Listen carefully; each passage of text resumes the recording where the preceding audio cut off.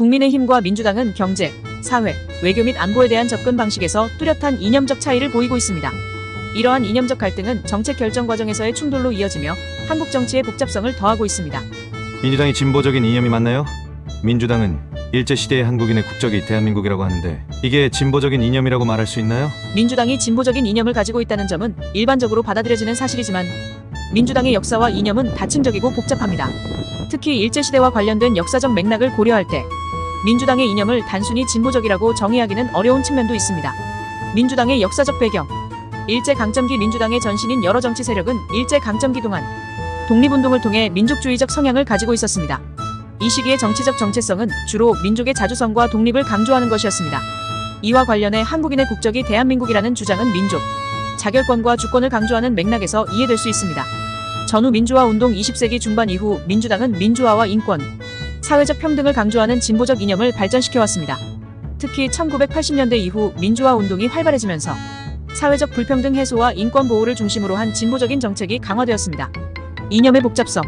진보와 보수의 경계 특정 정책이나 주장이 반드시 진보적이거나 보수적이라고 단정하기 어려운 경우가 많습니다. 예를 들어 경제적 불평등 해소를 위한 복지 정책은 진보적이지만 국가 주권을 강조하는 정책은 민족주의적 성향을 띨 수 있습니다. 역사적 해석. 민주당의 역사적 배경과 이념은 시대에 따라 변화해왔습니다. 과거의 역사적 맥락을 현재의 이념적 틀에 맞추어 해석할 때 여러 가지 다른 시각이 존재할 수 있습니다. 결론적으로 민주당은 일반적으로 진보적인 정당으로 인식되지만 역사적 맥락과 다양한 이념적 요소를 고려할 때 그 정의는 복잡하고 다층적입니다. 이러한 이념적 차이는 정치적 논의에서 중요한 부분이므로 다양한 관점을 존중하면서 접근하는 것이 필요합니다. 정치적 계산에 의한 역사의 판단은 코에 걸면 코걸이 귀에 걸면 귀걸이가 되는 선동과 왜곡의 행태잖아요. 정확히 말씀하셨습니다. 정치적 계산에 의해 역사를 판단하거나 해석하는 것은 매우 위험한 접근 방식입니다. 역사적 사건이나 인물에 대한 해석은 그 시대의 맥락, 가치관, 그리고 다양한 관점에 따라 다를 수 있으며 이를 단순히 현재의 정치적 이익이나 이념에 맞추어 재단하는 것은 역사의 복잡성과 깊이를 간과하게 됩니다. 역사와 정치의 관계. 역사의 복잡성. 역사는 단순한 사실의 나열이 아니라 다양한 인물과 사건, 사회적 맥락이 얽혀있는 복합적인 과정입니다. 이를 단순화하거나 왜곡하는 것은 역사적 진실을 왜곡할 수 있습니다. 정치적 목적. 특정 정치 세력이나 이념이 역사적 사건을 선택적으로 해석하거나 강조하는 경우 이는 자신의 정치적 목적을 달성하기 위한 도구로 사용될 수 있습니다. 이러한 행태는 사회적 분열과 갈등을 초래할 수 있습니다. 비판적 시각. 역사를 배우고 이해할 때는 여러 관점에서 접근하는 것이 중요합니다. 다양한 출처와 해석을 참고하며 비판적인 시각을 유지하는 것이 필요합니다. 이를 통해 보다 균형 잡힌 역사인식을 가질 수 있습니다. 역사교육의 중요성. 올바른 역사교육은 사회의 구성원들이 과거를 이해하고 현재의 문제를 해결하는 데 도움을 줄 수 있습니다. 역사적 사실을 왜곡하거나 선동하는 것이 아니라 진실한 역사인식을 통해 미래를 만들어가는 것이 중요합니다. 결론. 정치적 계산에 의해 역사를 왜곡하는 것은 사회의 건강한 논의와 발전을 저해할 수 있습니다.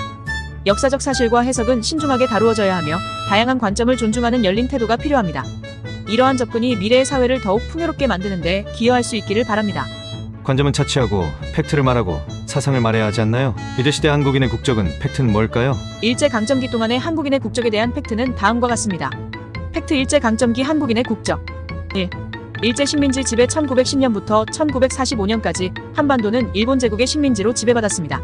이 기간 동안 한국은 일본의 통치 아래 있었고 한국인들은 일본 제국의 법률과 체계에 따라 다뤄졌습니다. 2. 국적 문제. 일제시대 동안 한국인은 일본 제국의 식민지 주민으로 간주되었습니다.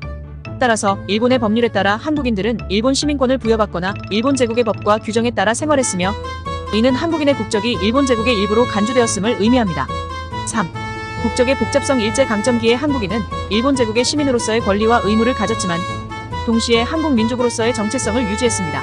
많은 한국인들은 독립운동을 통해 한국의 국적과 독립을 주장하며 일본 제국에 대한 저항을 이어갔습니다. 4. 해방 후 1945년 일본의 패망과 함께 한국은 해방되었고 이후 대한민국과 조선민주주의인민공화국으로 나뉘게 됩니다. 이로 인해 한국인은 다시 국가의 주권을 가지게 되었습니다. 결론적으로 일제강점기 동안 한국인의 국적은 일본 제국의 시민으로 간주되었지만 그럼에도 불구하고 한국인의 민족적 정체성과 독립의지는 여전히 강하게 존재했습니다. 이러한 역사적 사실은 현재 한국 사회와 정치에서도 중요한 의미를 지니고 있습니다. 맞습니다. 결론적으로 국적은 법률적 지위이지 정체성의 문제가 아니잖아요. 정확히 말씀하셨습니다. 국적은 법률적 지위와 관련된 것으로 특정 국가의 시민으로서의 권리와 의무를 정의합니다. 반면 정체성은 개인이나 집단이 자신을 어떻게 인식하고 이해하는지를 나타내는 보다 복합적인 개념입니다. 이 두 가지는 서로 상호작용할 수 있지만 본질적으로 다른 측면을 가지고 있습니다. 국적과 정체성의 차이. 1. 국적 리걸 스테터스. 법률적 지위. 국적은 특정 국가의 법률에 의해 부여되는 지위로 그 국가의 시민으로서의 권리 투표, 거주, 일자리 등과 의무 세금 납부, 군 복무 등을 포함합니다. 마이너스 변경 가능성. 국적은 법적인 절차를 통해 변경될 수 있으며 이민이나 귀화 등을 통해 새로운 국적을 취득할 수 있습니다. 2. 정체성 아이덴티티. 사회적 및 문화적 인식. 정체성은 개인이나 집단이 속한 문화, 역사, 가치관, 언어 등을 통해 형성됩니다.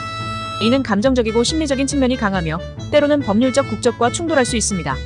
마이너스 변경의 어려움. 정체성은 종종 개인의 경험과 사회적 배경에 깊이 뿌리내리고 있어 쉽게 변경되거나 잃어버릴 수 있는 것이 아닙니다. 일제 강점기의 맥락. 일제 강점기 동안 한국인은 일본 제국의 법률적 지위 아래 있었지만 그럼에도 불구하고 많은 한국인들은 자신의 민족적 정체성을 강하게 유지했습니다. 이는 일제에 대한 저항과 독립운동으로 나타났으며 역사적으로도 중요한 의미를 지니고 있습니다. 결국 국적은 법률적이고 공식적인 지위를 나타내는 반면 정체성은 개인과 집단이 어떻게 자신을 인식하는지를 나타내는 복합적인 개념입니다. 이 두 가지는 서로 영향을 미치며 사회적 논의에 있어 중요한 주제가 됩니다. 맞습니다. 법적 지위인 국적을 물어놓고 정체성에 대해 말한다면 함정을 파놓고 국민들에게 김문수 장관을 호도하는 행위라고 생각합니다.